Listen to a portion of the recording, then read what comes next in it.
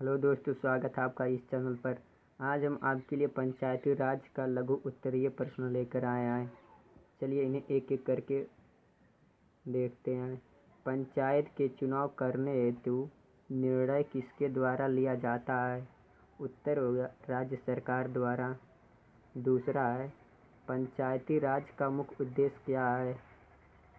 उत्तर होगा जनता के विकासखंड मूलक प्रशासन में भागीदारी योग बनाना। तीसरा होगा 73वां संविधान संशोधन किससे संबंधित है? तो आंसर होगा पंचायती राज प्रणाली से संबंधित है।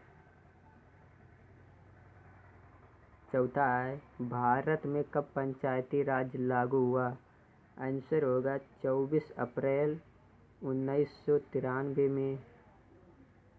संविधान के किस भाग में ग्राम पंचायत की स्थापना की बात की गई है?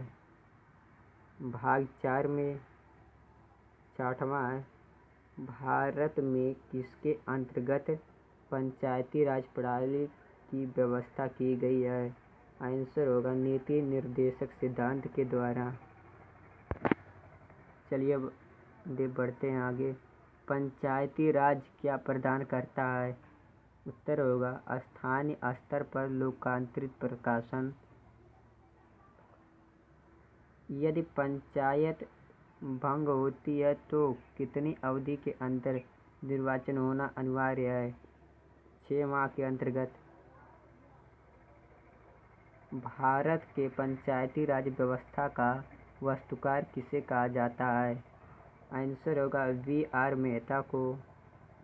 10वां है, सही गायन में भारतीय स्थानीय स्वशासन का जनक किसे कहा जाता है? आंसर होगा लॉर्ड रिपन को। अगला है, पंचायती समिति का गठन किस स्तर द्वारा होता है? उत्तर होगा प्रखंड स्तर द्वारा। अगला है, पंचायती राज प्रणाली का कार्यकाल कितनी वर्ष है? आंसर होगा 5 वर्ष। 13वां है, अशोक मेहता समिति किससे संबंधित है? पंचायती राज प्रणाली से। अशोक मेहता समिति ने किन 2 स्तरों की बात की है? तो पहला है मंडलीय पंचायत एवं दूसरा है जिला परिषद।